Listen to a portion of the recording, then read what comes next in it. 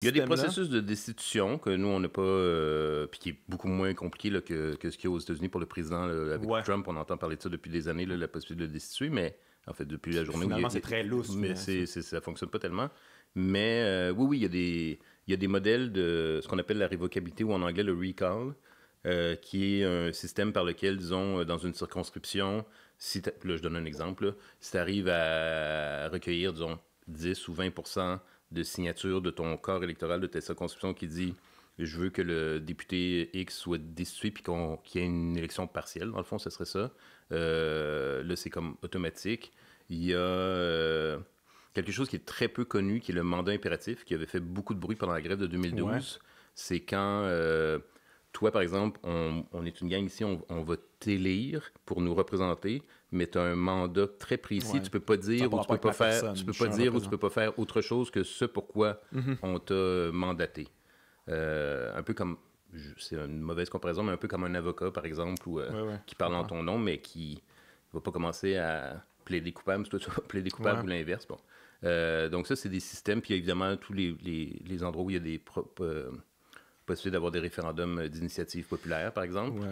Puis après ça, il y a la possibilité, il y a des expériences de tirage au sort où, plutôt que d'avoir une bande de notables, là, des médecins, des avocats, un ancien policier, puis un autre ancien policier, puis un autre ancien policier. Marc, on aime mieux qu'il soit ancien policier que policier, mais ça en fait toujours un peu de moins, mais pas vraiment en fait. Mais en tout cas, pas grave. Digression sur les policiers. Mais oui, les tirages au sort. Donc ça a été essayé à plusieurs reprises, là, faire des sortes de groupes citoyens qui vont réfléchir puis qui vont proposer des nouvelles alternatives. Et là, l'avantage avec le tirage au sort, c'est un peu comme un jury, c'est que c'est beaucoup plus représentatif que ce qu'on a en ce moment à la Chambre des communes ou à l'Assemblée nationale. Mais est-ce qu'il y a des endroits dans le monde où il y a ça, le tirage au sort, ou c'est juste dans certains contextes? Il y a ça dans certains contextes, mais c'est rarement décisionnel. Okay.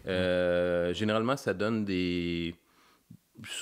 par exemple, tu tires au sort une vingtaine de citoyens, citoyennes. Généralement, pour, disons, discuter de... Tiens, on va prendre un sujet dont on n'a jamais entendu parler au Québec, la réforme du système de santé. Okay, Ça fait comme 30-40 ans, là, les urgences. Là, tu mets, tu tires au sort 10, 15, 20 citoyens, citoyennes. Tu les mets ensemble pendant plusieurs jours.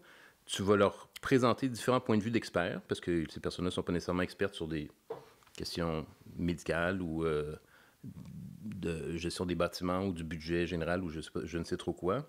Puis là, après ça, ils vont se diviser en groupe de travail, puis après ça, ils vont arriver avec des propositions. Et généralement, ce que ça donne, c'est ces espèces de groupes citoyens tirés au sort, c'est que ça donne généralement des propositions qui sont beaucoup plus progressistes et égalitaires que ce qu'on trouve dans les programmes des partis politiques, parce que c'est ce qu'on appelle... Ils n'ont pas d'intérêt à défendre. Ben oui, c'est ça, c'est ce qu'on appelle le vrai monde. C'est beaucoup plus diversifié que le Parlement. Par exemple, au Parlement, il n'y a pas de chômeurs par définition, puisqu'à partir du moment où tu es élu... Ils sont moins sensibles à partir du moment où tu es élu, même si tu étais chômeur quand tu es candidat, ce qui arrive jamais vraiment, mais tu es déjà salarié. Puis de toute façon, simplement, la constitution du Parlement, c'est, comme j'ai dit tout à l'heure, c'est avocats, médecins, journalistes, beaucoup des journalistes. De plus en plus journalistes. Des ex-policiers, directeurs de caisse pop, des économistes, etc.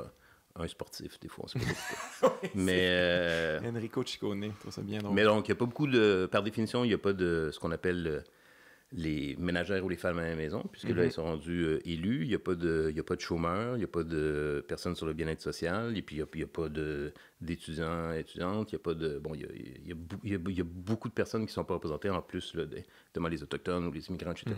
Donc, quand tu fais un tirage au sort comme ça pour réfléchir sur des solutions politiques, sociales, culturelles...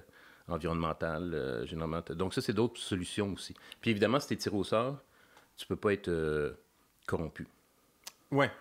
Bon, je sais que le problème... moins de chance, en tout cas. Je sais que le problème de la corruption, ça ne nous concerne pas vraiment au Québec, là, mais... non, c'est ça, il n'y a pas du tout, pas du tout. Mais si le système des élections favorise, en fait, la corruption.